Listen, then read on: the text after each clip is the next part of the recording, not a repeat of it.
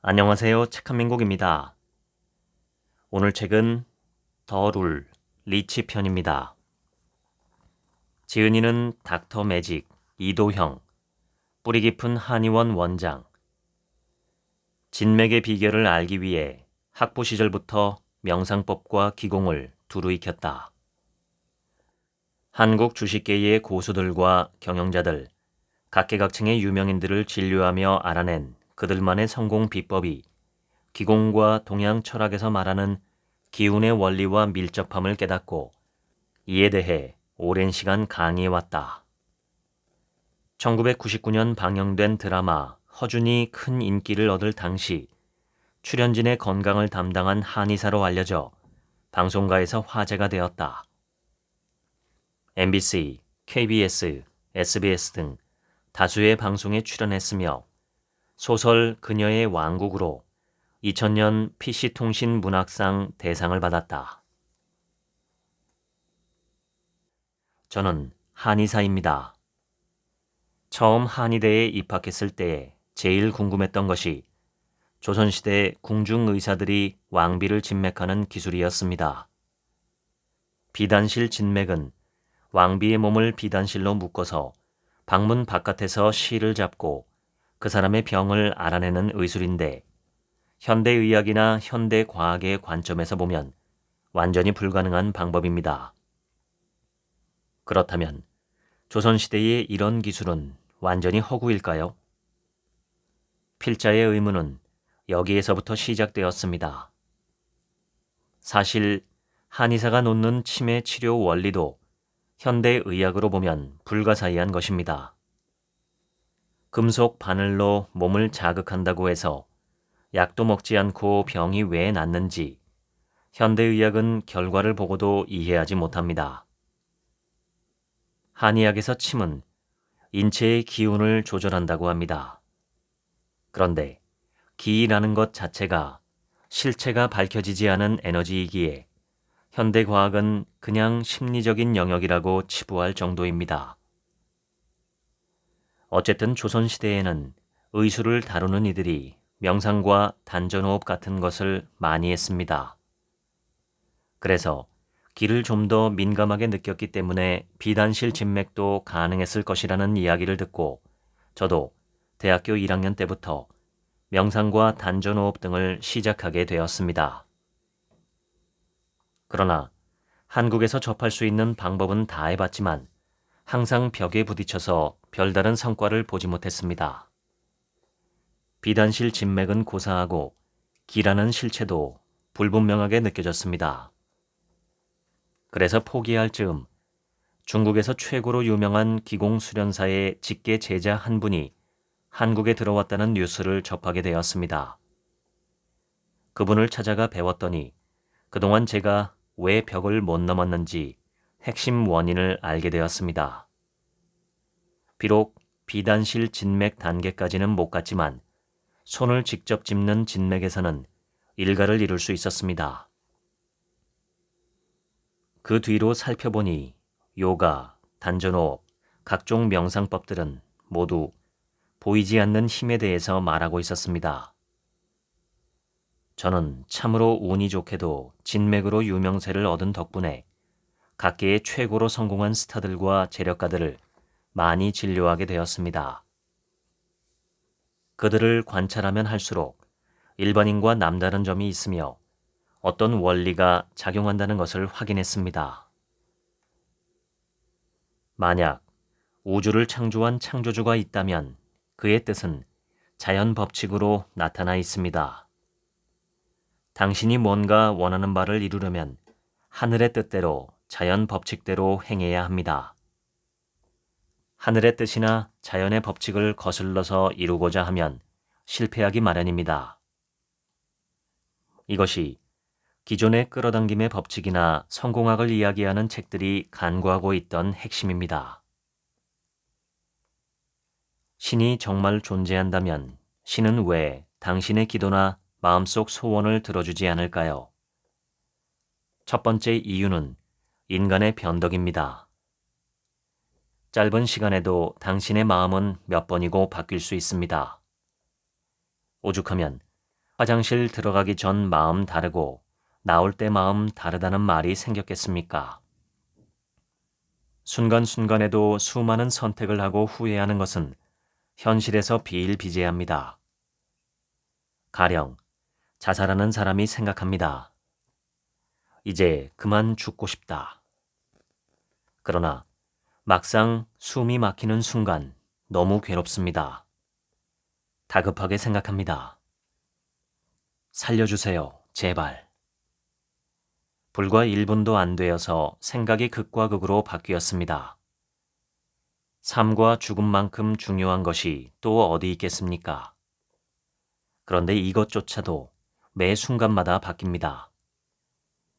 생각은 이처럼 종잡을 수 없는 것입니다.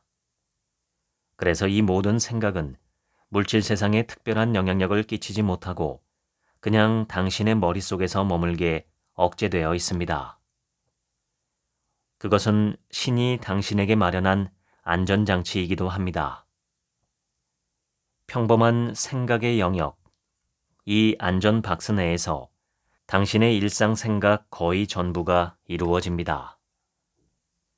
안전 박스 내의 어떤 생각에도 신은 민감하게 반응하지 않습니다.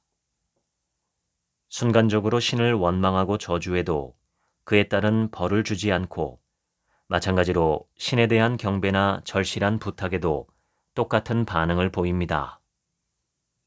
엄밀히 말하면 생각의 에너지가 저 레벨에 있어서 외부 반응이 미약합니다.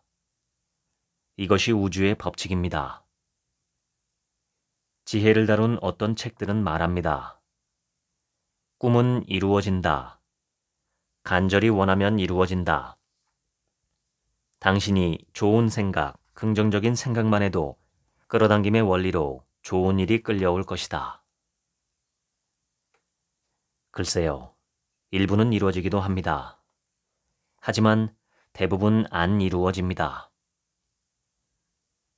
안전 박스 안의 모든 평범한 생각을 우리는 일상의 마음이라고 칭합니다.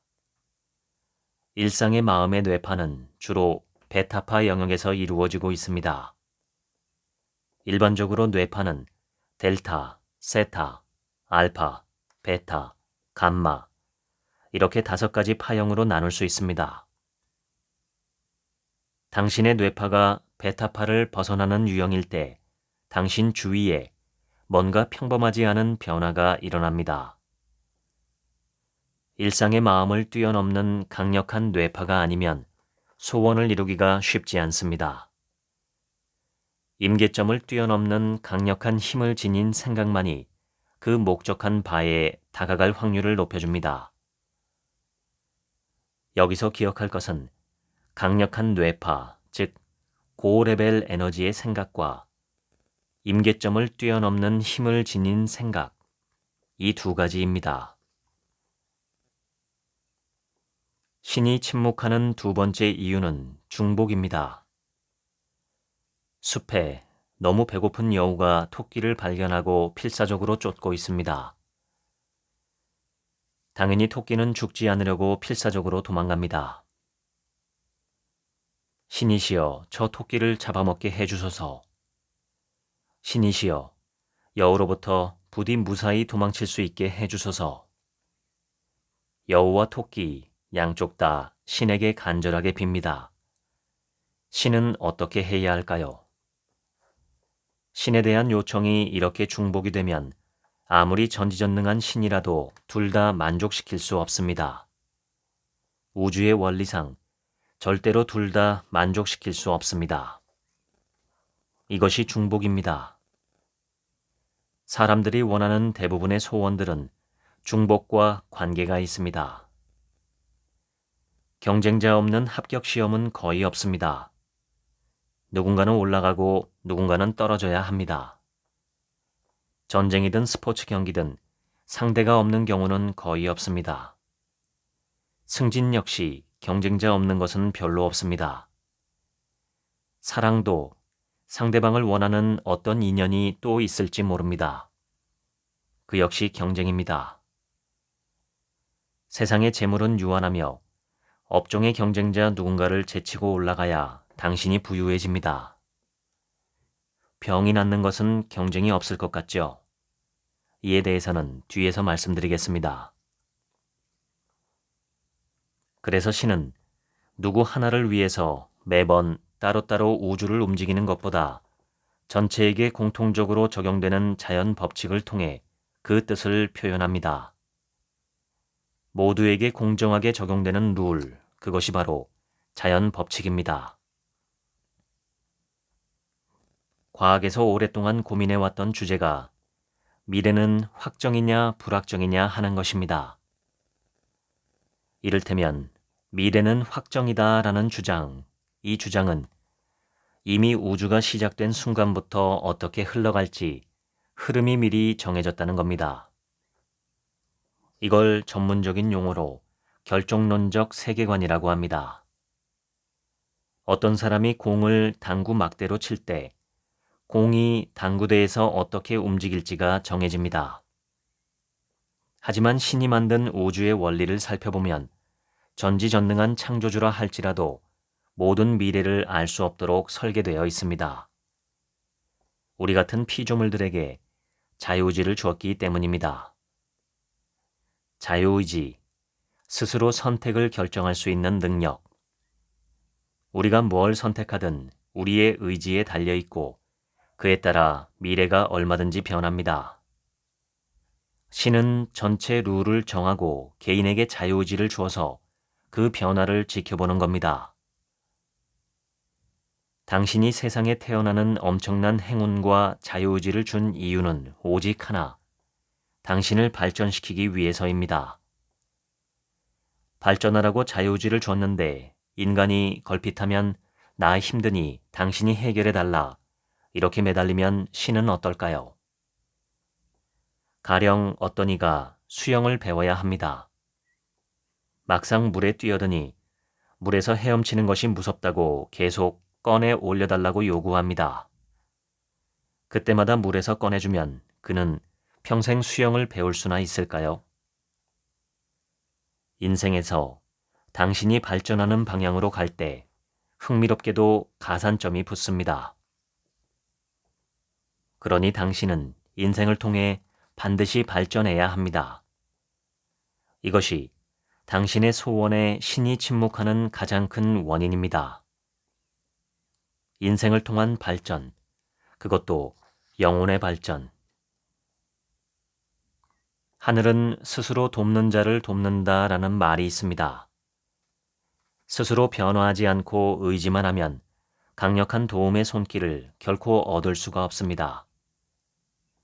만약 고난의 괴로움으로부터 도피하거나 해방되는 것에만 관심을 가질 뿐 고난을 통해서 뭘 깨닫고 발전해야 하는가에 대한 관심이 부족하다면 당신의 인생은 계속해서 실패할 확률이 높다는 것을 염두에 두시길 바랍니다. 보이지 않는 손길을 하늘의 힘, 우주의 섭리 또는 운이라고 표현할 수도 있습니다.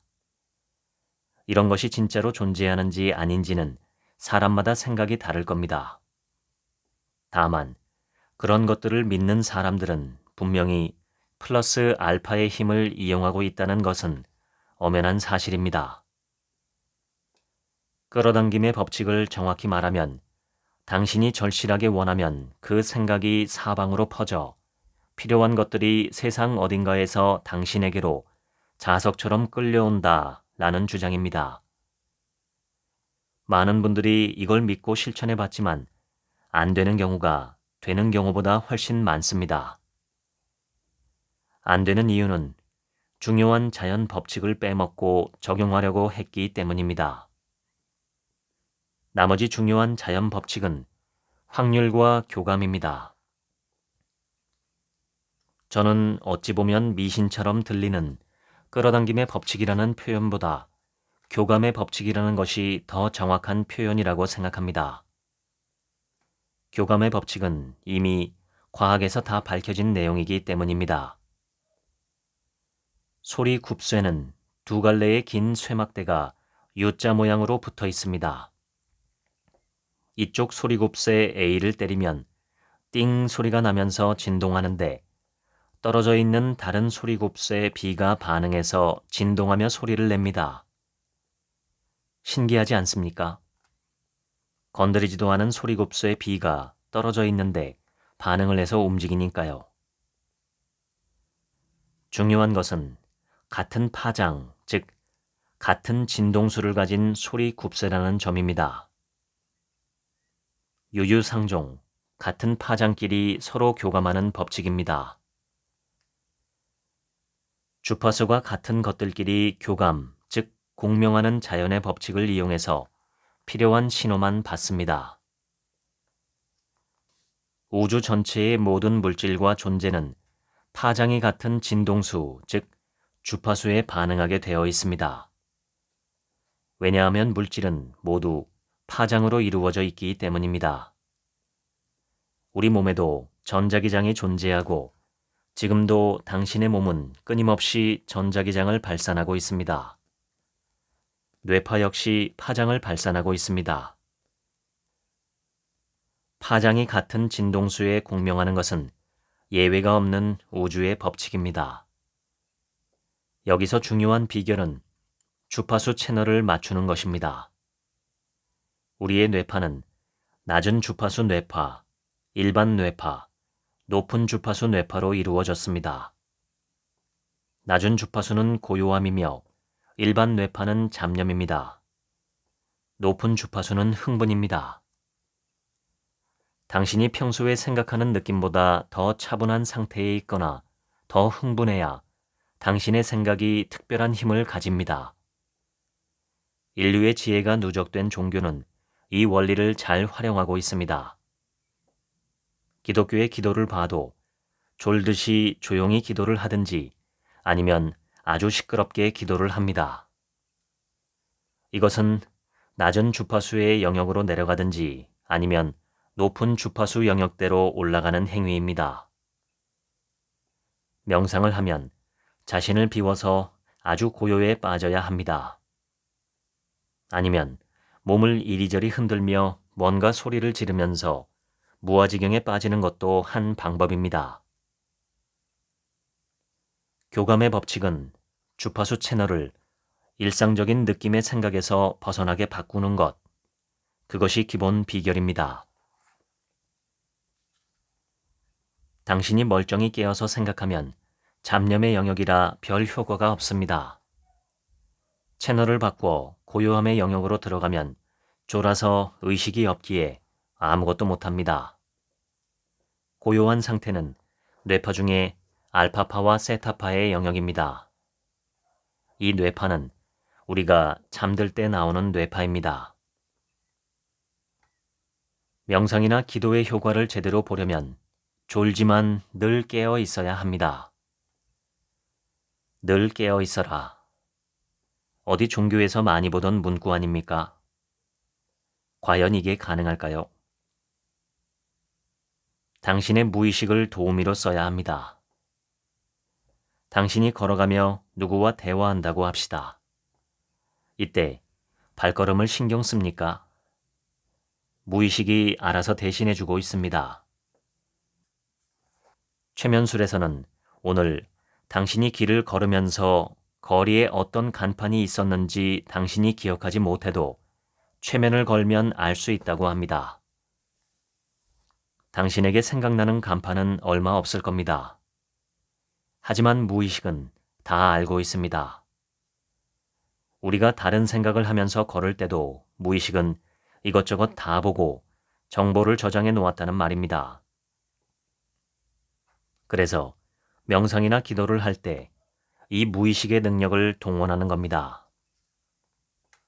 예를 들어 어떤 시험에 합격을 바라면 이 문장이 입에 붙을 정도로 자주 반복해야 합니다.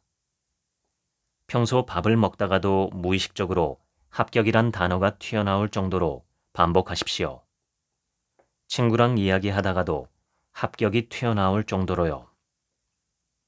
속으로 생각하는 것보다 말로 내뱉어서 하는 것이 더 효과적입니다. 이렇게 무수히 반복하며 하루 2번 이상 명상할 때마다 당신의 무의식에게 구체적으로 주문하십시오. 내가 하는 이런 시도들이 무의식의 합격 프로그램이 되어서 늘 작동한다. 그렇게 되면 어느 순간부터 당신이 신경 쓰지 않는 순간에도 무의식은 끊임없이 합격을 기원하는 파장을 생성하여 발산하려고 노력합니다.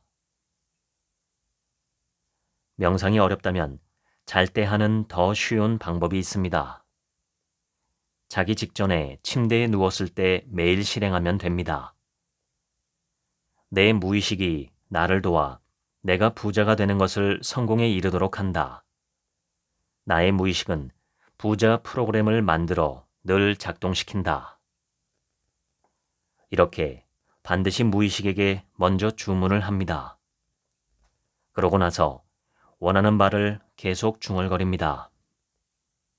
나는 부자가 된다. 부자가 된다. 부자가 된다. 그러다 조금 시간이 경과하면 눈을 감고 마음으로 부자를 중얼거립니다. 어느 정도 하다 보면 아침이 되어 잠에서 깨고 있는 자신을 발견할 겁니다. 그래도 잡념이 들 때 쓸 수 있는 요령은 반복 호출입니다. 같은 단어를 반복해서 의식이 자꾸 되돌아오게 호출하는 겁니다. 예를 들어 단전호흡이라는 동양의 오래된 명상법이 있습니다. 단전, 즉 배꼽 아래에 손가락 3개 정도 위치에다 집중해서 명상하는 방법입니다. 쉽게 말해 호흡을 들이쉬고 내쉴 때마다 단전을 계속 떠올리는 방법을 쓰고 있습니다. 호흡을 들이쉴 때도 단전, 내쉴 때도 단전, 이렇게 말로 내뱉습니다.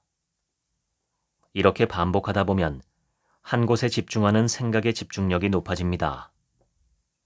집중력을 길러서 극단의 고요함에도 졸지 않는 훈련으로 연구 발전된 고대 현자들의 비밀스러운 지혜입니다.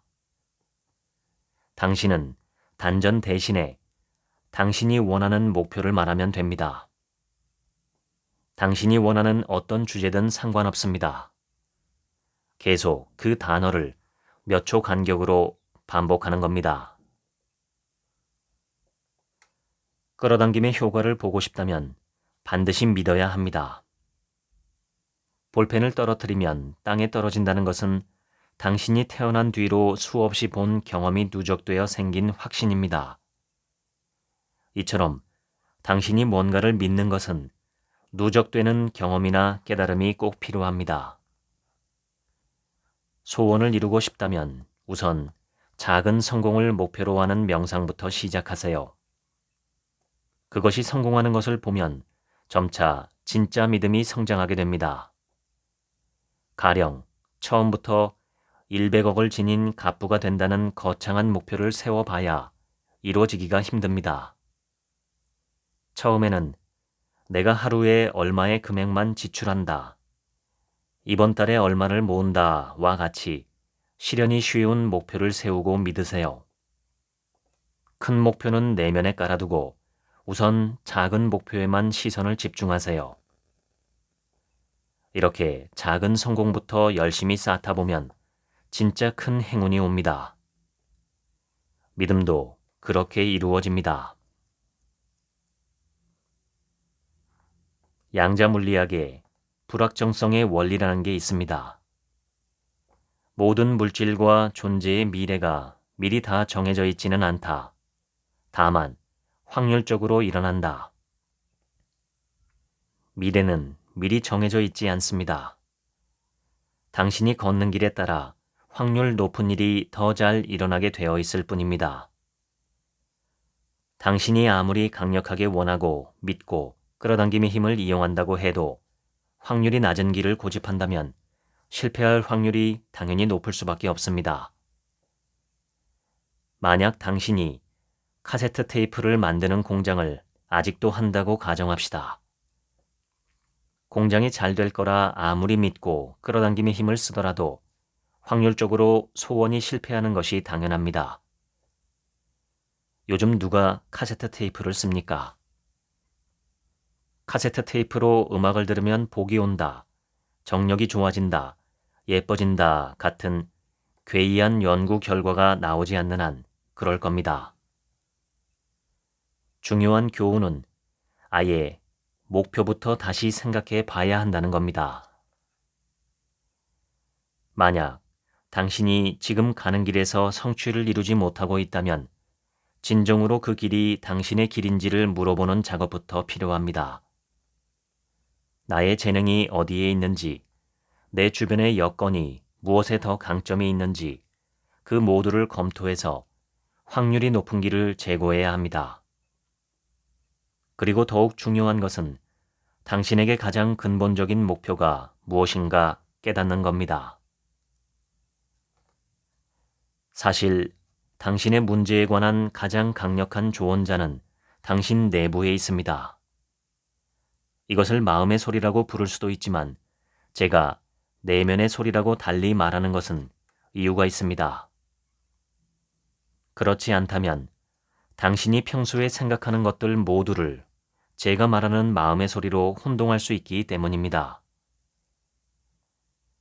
안전 박스네이의 잡념들은 그냥 잡념입니다. 제가 말하는 내면의 소리는 그보다 훨씬 아래 채널인 무의식에서 들려오는 특별한 느낌의 생각을 말합니다. 크게 성공한 사람들 대다수는 이런 소리에 귀 기울이는 습관을 지니고 있습니다. 제 가까운 지인 중에 주식 천재란 별명을 가진 최고의 주식 고수가 있습니다. 종잣돈 1,000만 원으로 무려 몇천억까지 주식 자산을 불린 한국 주식계의 신화적인 인물입니다. 주식 천재는 무슨 비법으로 자산을 그리 크게 불렸을까요? 그의 비법은 바로 내면의 소리를 잘 활용하고 있다는 겁니다. 자나깨나 늘 주식에 집중하고 꿈에도 주식을 생각합니다. 그렇게 집중하며 자신의 내면의 소리에 귀를 기울입니다. 그런 그도 내면의 소리를 100% 믿지 못하는 경우가 종종 있다고 합니다. 어떤 종목을 크게 비중을 실어서 샀는데 주가가 자꾸 오릅니다.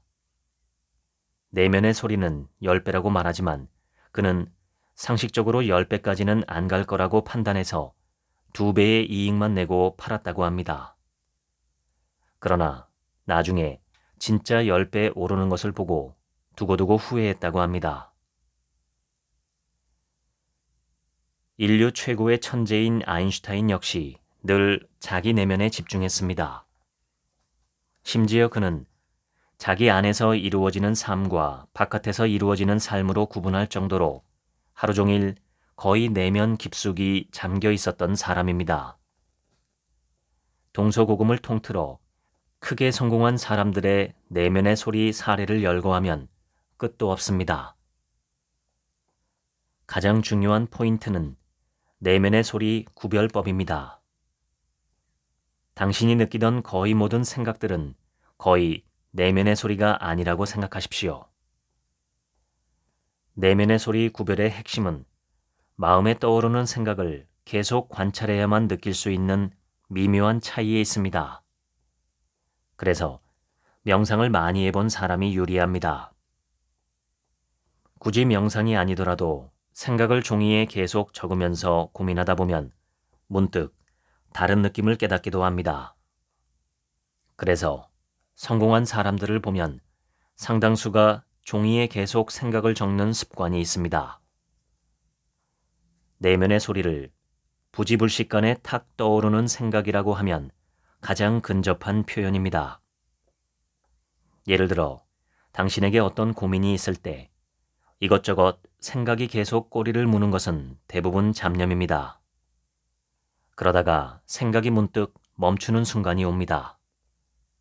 이때 자기도 모르는 사이에 저절로 떠오르는 생각이 바로 그것입니다. 지금까지 알려진 동서고금의 비법 중에 운을 바꾸는 가장 강력한 비법은 자신을 바꾸는 것입니다. 자신을 바꾼다는 것은 사실 가장 쉬워 보여도 가장 어려운 겁니다. 흔한 말로 사람은 바뀌기가 제일 어렵다는 얘기가 그냥 나온 것이 아닙니다. 그래서 저는 당신에게 두 번째로 강력한 비법을 권합니다. 이것은 비록 두 번째지만 실천하기가 매우 쉽기 때문입니다. 그 비법은 바로 주위 사람을 바꾸는 것입니다. 기준은 당신이 더 열정적으로나 기분 좋게 바뀌는 사람이면 좋습니다. 또는 상대를 통해 자극을 받거나 마음의 평화를 얻는 사람도 좋습니다. 배울 점이나 존경스러운 점이 있는 것도 좋습니다.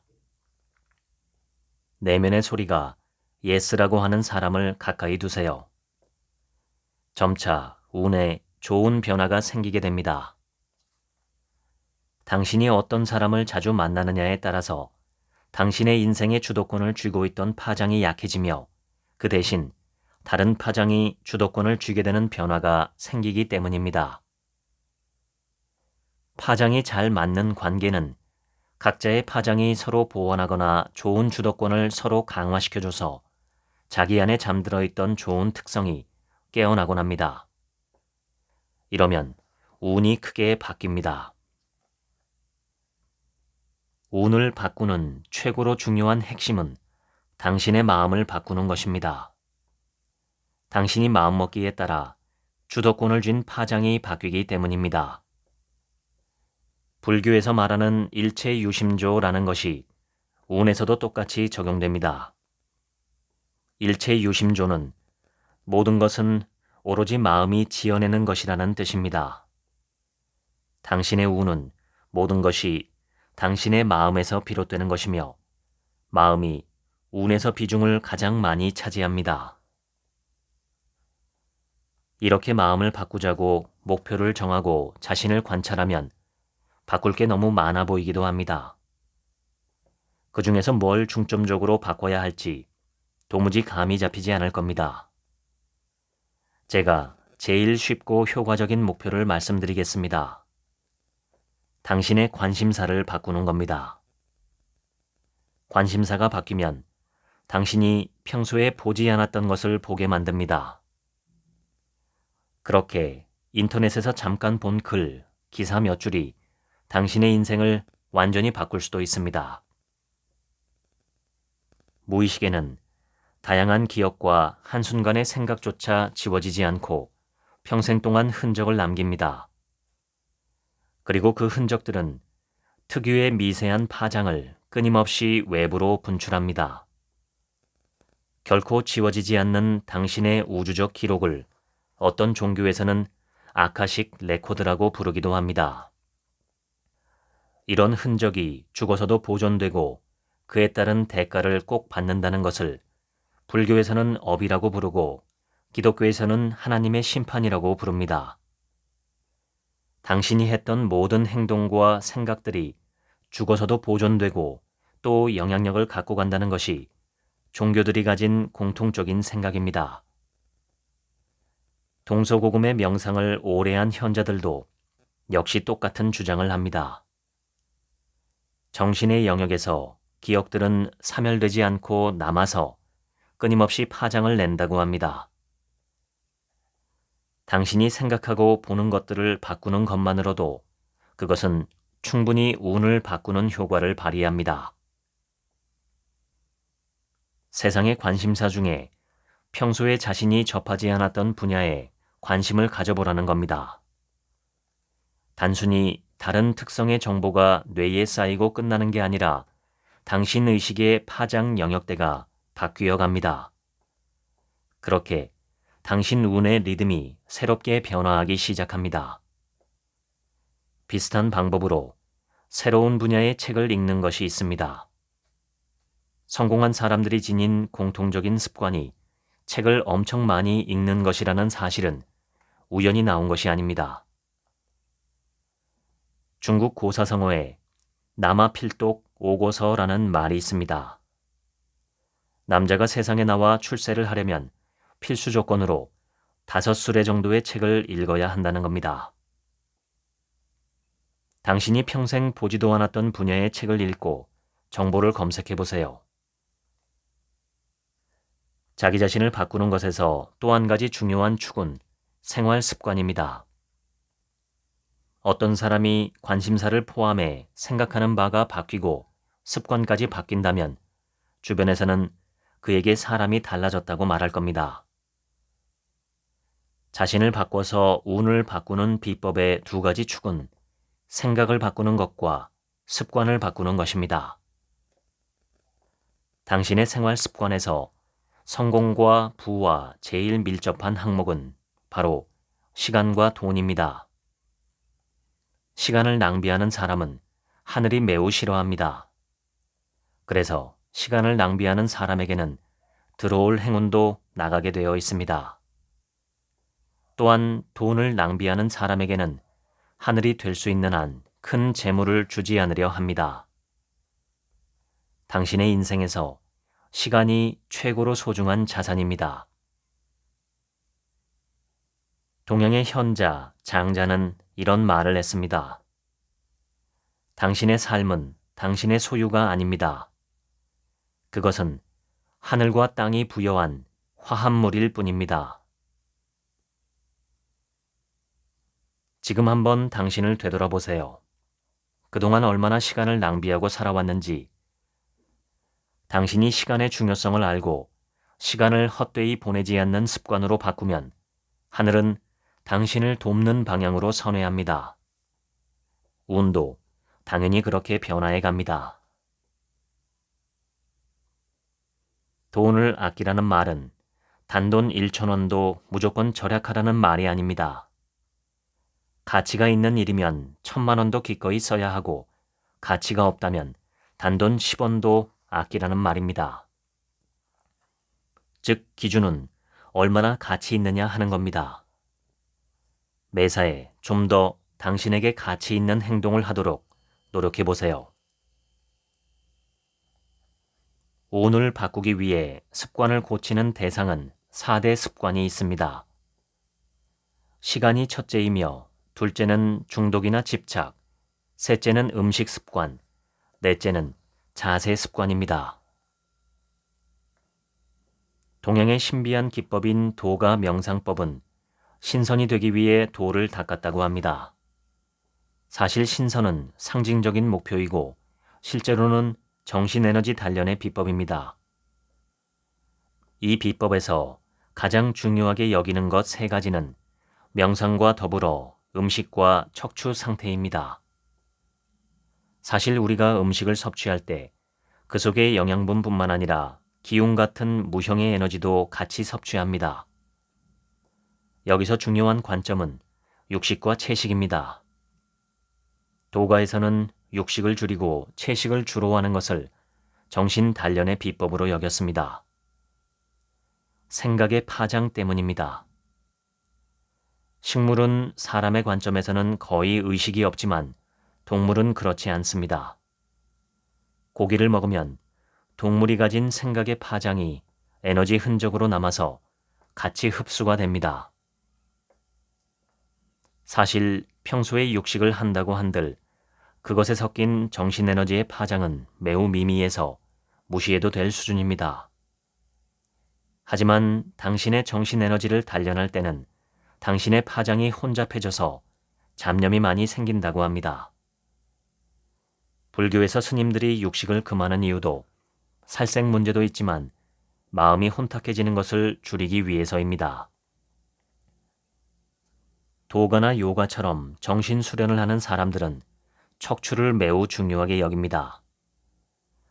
척추 상태가 당신의 운과 밀접하다는 것을 아는 사람은 별로 없습니다. 왜 동서고금의 명상법들이 유독 인체의 척추를 중요시 여길까요? 척추가 인체에서 정신 파장의 안테나 역할을 하기 때문입니다. 두개골 안의 뇌는 뇌척수액에 둥둥 떠 있습니다. 뇌를 둘러싼 뇌척수액은 평소 뇌의 생각과 가장 밀접하게 접촉하는 물질입니다. 척추에는 뇌척수액이 흐르고 뇌의 연장선인 신경다발이 지나갑니다. 이 뇌척수액과 신경다발은 인체 내에서 길게 뻗어가며 흡사 핸드폰에 내장된 막대 안테나 같은 구조를 이루고 있습니다. 뇌가 신호 발생기라면 이와 연결된 긴 막대인 척추는 안테나입니다.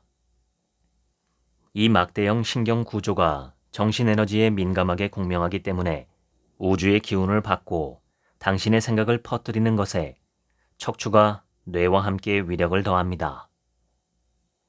척추의 상태가 균형이 잡혀 뇌 척수액 순환이 원활할수록 당신은 정신에너지를 외부로 더욱 강력하게 발산하고 외부의 파장도 더욱 잘 받을 수 있습니다. 당신이 어떤 삶을 살고 선택하느냐에 따라 당신 주위의 파장이 달라지고 그 파장들이 끄는 힘에 따라 당신의 인생 방향은 어느 범위 내에서 정해질 수 있습니다. 다시 말해, 미래의 인생 패턴은 어느 범위 내에서 정해지지만 그게 무조건 하나의 결과로 확정되는 것은 아니라는 겁니다. 그래서 미래는 확률이라고 했습니다. 미래를 미리 아는 것이 정말로 불가능할까요? 어떤 일이 벌어질 때 보이지 않는 에너지가 미리 작용을 합니다. 만약 당신이 차를 몰고 가는데 간판이 떨어져 차를 덮치는 사건이 벌어집니다. 이게 과연 순전히 우연일까요? 자세히 살펴보면 두 가지 타이밍이 맞아야 이 사건이 당신에게 닥칩니다. 간판이 떨어지는 타이밍과 당신이 차를 몰고 가는 타이밍입니다. 먼저 간판의 타이밍을 봅시다. 간판의 이음새가 노후되거나 나사가 조금씩 풀려가는 것이 오랜 시간 누적됩니다. 그러다가 바람에 흔들리며 마침내 떨어지는 순간이 옵니다. 이것은 단순한 물리적인 누적이기 때문에 어느 정도 예상이 가능할 수도 있습니다. 그러나 그 순간 바람은 어떻게 예측할까요? 바람이 좀 더 일찍 세게 분다면 그 이전에 떨어질 것이고 바람이 늦게 분다면 나중에 떨어질 거니까요. 당신이 차를 몰고 가는 타이밍은 좀 더 극적입니다. 당신이 출발하는 시간에 좀 더 늦장을 부렸다면 훨씬 뒤에 지나갈 것이고 중간에 차가 끼어들어 신호를 하나만 더 받았어도 그 지점에 늦게 도착할 겁니다. 아니면 당신이 엑셀을 조금만 덜 밟거나 더 밟거나 해도 지나가는 타이밍이 달라집니다. 당신의 차가 간판에 맞는 사건은 지극히 짧은 두 타이밍이 맞아야만 성립합니다. 그러니 정말 우연의 일치일까요? 불교에서는 인과관계에 의해서 일어나는 걸로 봅니다. 어떤 원인이 있어서 그 사건을 불러왔다는 겁니다. 기독교에서는 하나님의 뜻이라고 합니다. 힌두교 역시 신의 뜻이라고 하며 이슬람교에서는 알라의 뜻이라고 합니다. 동서고금의 수많은 지혜서와 현자들은 보이지 않는 손길 때문이라고 합니다. 어떤 이들은 운이 나빠서 그랬다고 합니다.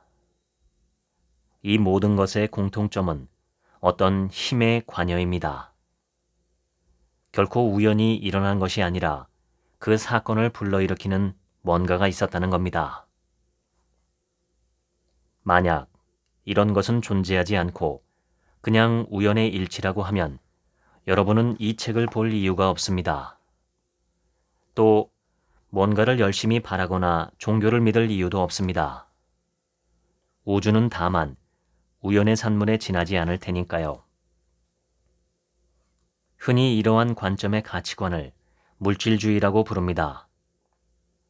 이러한 세계에서는 영혼이나 정신의 영역, 보이지 않는 손길 따위는 인정하지 않는 셈입니다. 그러나 이런 물질주의는 이제 물질을 연구하는 과학의 영역에서도 점차 밀려나고 있습니다. 상대성 이론, 양자역학, 카오스 이론과 최근의 촉근 이론으로 발전 중인 과학은 이 우주가 아무런 목적도 없이 기계적으로 움직이는 미세한 알갱이들의 우연한 집합체라는 개념이 아님을 밝혀나가고 있습니다. 그럼에도 불구하고 여러분들은 이러한 힘이 존재한다는 것을 믿지 않을 겁니다. 우주에는 오직 물질만 존재하고 영혼이나 신은 없다고 생각하는 분이 많으니까요. 하지만 가장 중요한 것은 당신이 믿는 우주의 실체입니다. 만약 당신이 영혼이나 정신세계가 없다고 생각한다면 죽어서 영혼이 사라질 거라고 생각할 겁니다. 그것은 당신에게 가장 비극적인 결과를 부여할 수도 있습니다. 우주의 가장 강력한 법칙으로 생각은 창조하는 힘을 가지고 있습니다. 생각은 에너지 파장을 내며 동일한 파장이 반복되면 점차 물질이 모이는 무형의 설계도를 형성합니다. 당신이 어떤 미래를 생각하면 그것을 창조해서 형상화하는 힘을 갖고 있다는 말입니다. 당신이 죽음 뒤에 사멸을 선택하면 당신의 영혼은 사멸을 창조해냅니다. 그래서 원래 영혼이 존재할 수도 있지만 당신의 영혼만은 없어질 수도 있습니다. 그것은 당신이 창조한 길입니다. 정신세계를 믿고 보이지 않는 손길도 믿는다면 당신의 인생은 완전히 달라질 겁니다. 당신의 길이 바뀔 것입니다. 운을 좋게 하기 위해서 사람을 바꾸고 관심사를 바꾸고 습관을 바꾸고 환경을 바꾸라고 했습니다. 그리고 이것들만큼 강력한 힘을 가진 것으로 베풀미 있습니다. 베푸는 것, 그 행위가 당신의 운을 바꿉니다. 내 이웃을 내 몸같이 사랑하라 라는 성경 구절처럼 기독교에서는 사랑을 베푸는 것을 수없이 강조했습니다. 사랑은 기독교를 관통하는 핵심 사상입니다. 불교에서는 자비를 베풀라고 했습니다. 왜 기독교와 불교 같은 대부분의 종교에서는 사랑과 자비를 강조했을까요? 사랑은 당신이 행복해지는 우주의 첫째 에너지이기 때문입니다.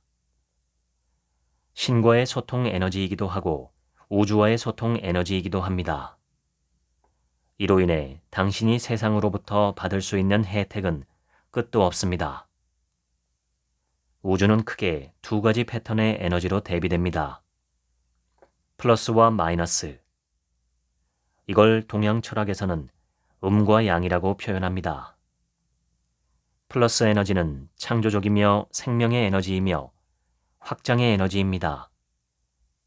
마이너스 에너지는 파괴적이며 사멸의 에너지이며 축소의 에너지입니다. 앞에서 제가 모든 에너지는 그 파장과 비슷한 것끼리 공명한다고 했습니다. 당신이 플러스 에너지로 당신을 채우면 채울수록 세상에 가득한 플러스 에너지가 당신과 더 높은 수준으로 공명하기 시작합니다. 그것은 당신에게 더 풍요로움과 생명의 에너지를 이끌고 올 것입니다. 그 플러스 에너지가 정신적으로 표현되는 것이 사랑이며 마이너스 에너지가 정신적으로 표현되는 것이 증오와 비참함입니다. 당신이 아무리 가난해도 당신의 처지에서 다른 사람에게 도움이 될 물질이나 행동이 있을 겁니다. 그런 작은 배려 하나가 당신에게 큰 행운을 가져다 줄 겁니다. 하늘은 스스로 돕는 자를 돕는다고 했습니다. 스스로 돕기도 하고 남도 돕는 마음으로 행동하기 시작하면 하늘이 도울 것입니다.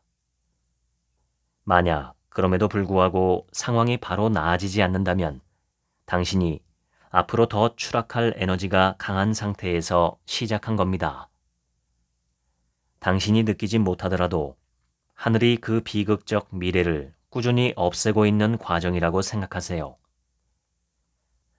언젠가는 희극이 비극을 역전해서 당신이 실제로 좋아지는 순간이 벌어질 것입니다. 그러나 이런 베풀매 행위가 즉각 보답으로 돌아올 것을 기대하지는 마세요. 그건 순수한 베풀미 아니기 때문에 진정한 플러스 에너지의 진동 공명에서 멀어지게 합니다. 대가를 바라지 않고 그냥 순수하게 하면 할수록 더 높은 진동 공명을 얻을 수 있습니다. 어떤 관점에서는 당신이 남에게 베푸는 것이 그 상대에게는 행운이 될 것입니다. 마찬가지로 어느 날 당신에게 갑자기 행운이 오는 것도 어떤 상대의 베풀므로부터 비롯될 겁니다. 2018년 인도에서 있었던 사례입니다. 인도 북부에 사는 농부 A씨는 매일 희망이 없는 하루를 살고 있었습니다. 뼈 빠지게 농사를 지어도 수입이 변변찮아 빚의 굴레를 벗어날 방법이 없었기 때문입니다. 그러던 어느 날 은행으로부터 당신의 빚이 없어졌다는 연락을 받습니다. 그는 뜻밖의 설명을 듣습니다. 인도에서 제일 잘 나가는 톱스타 배우 아미타브 바찬이라는 사람이 자신의 빚을 대신 다 갚아준 겁니다. 전혀 모르는 사이인데 말입니다. 놀랍게도 그 배우는 그 지역의 농부 1398명의 은행 대출을 한꺼번에 다 갚아주는 선행을 했습니다. 실제로 인도에서는 1995년 이후 30만 명이 넘는 농부가 생활고를 견디다 못해 목숨을 끊은 것으로 알려져 있습니다. 그런 사람들을 불쌍히 여겨서 바차는 수시로 그런 선행을 하고 있었던 겁니다. 이분처럼 베풀물 실천하는 부자들은 정말 많습니다. 부자여서 베푸는 것이 아니라 플러스 에너지가 넘치기 때문에 베풀기도 잘 베풀고 그러기에 부가 더 상승하는 겁니다. 세계적인 주식의 대가 워런 버핏은 매년 1조 원이 넘는 돈을 자선 사업을 위해 내놓고 있습니다. 지금까지 버핏이 사회를 위해 내놓은 돈이 45조 원이 넘어가고 있습니다. 지금 그의 재산이 약 103조 원이니 재산의 거의 절반에 달하는 금액을 기부한 겁니다. 빌 게이츠 역시 현재까지 약 41조 원 이상을 기부해 세계 기부 순위에서 1, 2위를 다투고 있습니다. 그는 죽기 전까지 재산의 95%를 사회에 환원하겠다고 약속했으며 기아와 백신, 과학 등 광범위한 분야에 걸쳐 전 세계 곳곳에 기부를 행하고 있습니다. 생각을 바꾸고 아래 채널에 집중해서 무의식의 힘을 이끌어내며 당신의 의식에 플러스 에너지로 채운다는 것이 지금까지 설명드린 실천법의 핵심이었습니다. 하나 더 추가해서 마지막 방점을 찍을 룰을 말씀드리겠습니다. 그것은 당신의 육체에 플러스 에너지를 채우는 것입니다. 모든 물질은 파장이 발생합니다. 육체도 물질이고 끊임없이 파장을 냅니다. 육체에서 뿜어져 나오는 파장을 동양에서는 기라고 표현합니다. 서양에서 오라라는 것이 비슷하지만 약간 다른 개념입니다. 오라는 인체 주위로 미세하게 퍼지는 마치 정전기 빛과 같은 개념이라면 제가 말하는 파장은 우주 멀리까지 퍼지는 신호 같은 것입니다. 당신의 몸에 플러스 에너지를 쉽게 채울 수 있습니다. 물을 마시거나 음식을 먹을 때마다 당신이 강력하게 긍정적인 생각을 하거나 말을 하고 먹는 겁니다. 특히 그 행위가 효과가 있을 거라고 믿는 마음이 강할수록 훨씬 더 큰 효과를 발휘합니다. 이는 기독교에서 식사를 앞두고 음식에다 신의 축복을 요청하는 것과 같은 행위입니다. 플라세보 효과가 의사가 주는 약이 가짜 약이라고 생각하는 순간 효과가 없어지는 것과 똑같은 이치입니다. 이렇게 보면 기독교 같은 종교에서 식사 전에 하는 기도는 그 나름대로 대단한 효능을 지닌 행운의 비결이기도 합니다. 우리 몸을 이루는 세포들과 물, 체에게도 당연히 같은 법칙이 적용됩니다. 당신은 당신 육체를 생각이나 말로써 축복할 수 있습니다. 나는 건강하다 라는 식도 괜찮고 나는 점점 더 부자가 되고 있다. 이런 미래 지향형도 좋습니다. 젊어진다. 병이 낫는다, 위가 튼튼해진다, 행복해진다, 행운이 온다, 부자가 된다 등 긍정적인 내용이면 무엇이든 가능합니다. 이런 행동으로 몸의 플러스 에너지를 채우는 것은 특히 아침 기상 직후, 밤 취침 직전이 더 효과적입니다. 이때가 알파파가 나오는 시간이기 때문입니다. 그렇게 본다면 기독교의 기상 직후 기도나 취침 전 기도가 굉장히 의미가 있는 행동입니다. 기독교뿐 아니라 다른 많은 종교에서도 그렇게 하고 있습니다. 지금까지 더룰 리치편 읽어드렸습니다. 지금부터는 제 얘기입니다. 유유상종이라는 말은 비슷한 것들끼리 뭉치거나 모인다는 세상의 구성 원리를 설명하는 말입니다. 식물도 비슷한 것들끼리 모여서 군락을 이루고 동물도 때로 뭉쳐서 집단을 이루죠. 힘이 약할수록 뭉치는 힘이 강하고 먹이사슬에서 위로 올라갈수록 뭉치는 힘이 약합니다. 인간 사회도 비슷합니다. 소매치기는 소매치기들끼리 친하고 사기꾼들은 사기꾼들과 잘 어울립니다. 자신이 가장 가깝게 어울리는 사람 5명의 평균이 자기 자신의 모습이라는 말도 있죠. 지적 수준, 건강 상태, 윤리의식, 부의 수준, 이런 모든 면에서 비슷한 사람들끼리 잘 어울립니다. 다양한 연령대의 사람이 모인 집단에서도 희한하게 비슷한 사람들끼리 더 잘 어울리는 성향을 보입니다. 그런 면에서 보자면 끌어당김의 법칙은 상당한 설득력이 있습니다. 저자는 이 세상의 모든 것이 파동으로 이루어져 있다고 말합니다. 이것은 첨단 물리학인 양자 물리학에서 이미 증명된 사실이죠. 빛이 입자냐 파동이냐 하는 오랜 논쟁은 빛은 입자면서 동시에 파동이다 라는 혁신적인 결론으로 끝났습니다. 우리가 보고 만지고 느낄 수 있는 모든 물질도 양자역학의 파동함수에 따르면 주파수가 일치할 때 물질로 나타나고 주파수가 맞지 않으면 불확정한 파동으로 남아 있습니다. 우리 눈에 보이는 세상은 너무나 확정적으로 보이기 때문에 양자역학의 이러한 주장은 언뜻 이해하기 어렵습니다. 하지만 이미 증명된 내용이죠. 우주의 모든 것은 흔들리는 파동이며 고정불변의 확정적인 물질은 존재하지 않습니다. 다시 말해 이 우주의 근본 원리이자 본질은 무한한 변화 가능성입니다. 현대 과학은 비물질적인 세계를 인정하지 않지만 현재 관측 가능한 우주의 95%는 물질이 아닌 어떤 것으로 이루어져 있다고 보고 있습니다.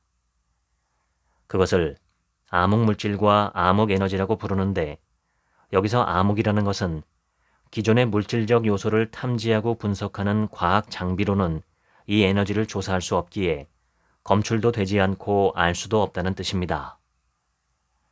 그러니까 물질로 이루어진 것 같은 이 우주 자체도 물질이 아닌 어떤 것이 대부분을 차지하고 있다는 것입니다. 그 어떤 것이 무엇인지는 우리가 아직 알지 못합니다.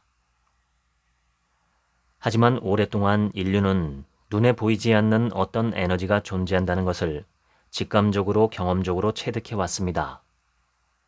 그것은 다양한 이름으로 불렸는데 동양에서는 기 혹은 기운이라고 말하죠.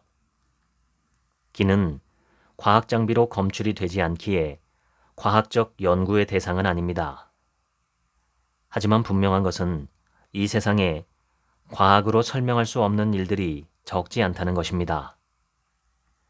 과학은 과학의 힘으로 설명이 불가능한 현상에 대해서는 건드리지 않습니다. 아예 취급을 하지 않기 때문에 검증도 되지 않았고 반박도 되지 않은 그냥 버려진 영역이 있는 것입니다. 그것은 비물질의 세계이고 무형의 세계이며 정신적 에너지의 세계이고 마음과 의식의 영역이 아닐까 생각합니다. 그 세계에 대한 공부는 머리로 할 수 없고 각자의 몸과 마음을 이용한 직접 경험을 통해서만 가능한 것이 아닌가 싶습니다. 오늘 소개한 이 책에서 저자는 무형의 세계와 무형의 에너지를 직접 스스로 경험해 볼 수 있는 여러 가지 방법을 제시합니다.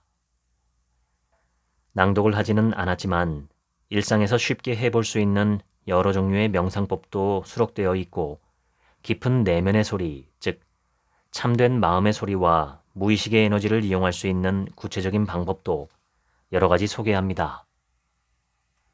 이러한 방법들은 이 세상에서 뛰어난 업적을 이룬 사람이나 자기 분야에서 앞서 나가는 사람들이 실제적으로 이용한다고 알려져 있는 방법입니다. 몰입과 이완의 방법이기도 하고 창조적 아이디어를 떠올리는 수단이기도 하며 자신의 운을 향상시키는 조건이기도 합니다. 저자는 한의대에 입학한 순간부터 조선시대 어이들이 중전마마의 손목에 매단 실을 문 바깥에서 잡고 진맥을 했다는 것에 대해서 연구했다고 합니다.